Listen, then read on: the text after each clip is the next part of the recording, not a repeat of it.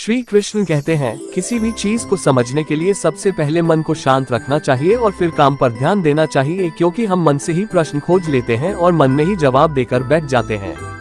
भगवान कृष्ण ने मन को शांत रखने के लिए दो चीजें बताई हैं। श्री कृष्ण कहते हैं, मन को बेचैन होने उसका स्वभाव है। हमारे मन को लगता है कि अगर वह अलग अलग बातों के बारे में सोचता रहेगा तो हमें आने वाली हर मुश्किल और मुसीबत से बचा लेगा, पर ऐसा होता नहीं है। हम अपने जीवन को काफी अधिक समय सोच विचार करके परेशान होने में निकाल देते हैं। श्री कृष्ण कहते हैं कि मन का ये स्वभाव बदलना मुश्किल जरूर है, असंभव नहीं। अच्छा, अब आप एक बात बताएं, क्या आप कौवे को कह सकते हैं कि वो कांव कांव की आवाज ना करे? या फिर क्या आप किसी मेढक को कह सकते हैं कि वह पानी देखते ही ऊंची छलांग ना मारे? हमारे मन का भी कुछ ऐसा ही है। जीवन में कुछ भी होता है, अच्छा या बुरा, हमारा मन उस पर कांव कांव कांव करने लगता है। कांव कांव से मेरा मतलब है चिंता करना, व्याकुल होना। कोई बुरी बात होती भी नहीं है और मन परेशानी की ऊंची ऊंची लपटें लेने लगता है। कभी कभी तो मुझे ऐसा लगता है कि हम में से कई लोग सिर्फ परेशान होने के लिए जीते हैं। सारी परेशानी, पीड़ा, दुविधा अक्सर हमारी मन की बनाई हुई कहानियां होती हैं। श्री कृष्ण कहते हैं, हमें हमारे मन को शांत और स्थिर करने के लिए दो उपाय देते हैं। पहला, ध्यान लगाना या मेडिटेट करना। दूसरा, वैराग्य भाव सीखना।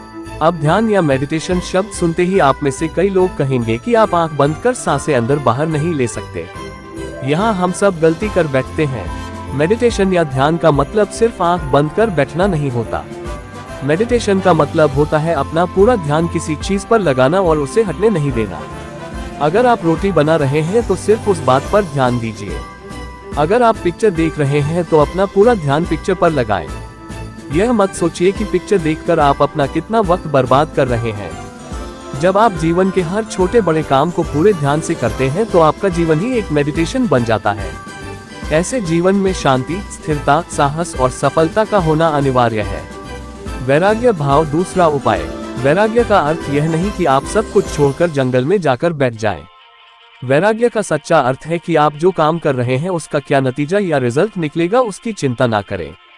जैसे अगर आपने कोई इंटरव्यू दिया, आप ये कर सकते हैं कि पूरे मन से तैयारी करें और अपना बेस्ट देकर आ जाएं। वह नौकरी मिलना या ना मिलना आपके हाथ में नहीं है। इस नतीजे के पीछे अलग अलग चीजें हैं जो आपके बिल्कुल कंट्रोल में नहीं। तो जिस चीज के बारे में आप कुछ कर नहीं सकते, उसके बारे में चिंता भी ना करें। यही वैराग्य का सच्चा मतलब होता है। और यही है भगवान श्री कृष्ण का दूसरा उपाय, मन को चिंता की लपटों से बचाने का। याद रखिए, आप पूरे के पूरे इंसान हैं। समझदारी, संयम और कुशलता से भरे इंसान। आपका मन जब भी कोई की तरह अलग अलग बातों पर आपको परेशान करने लगे, तब अपने मन को भी प्यार से समझाए और शांत कर लीजिए। बस अपने ऊपर विश्वास रखिए कि आप कभी अपना बुरा नहीं होने देंगे।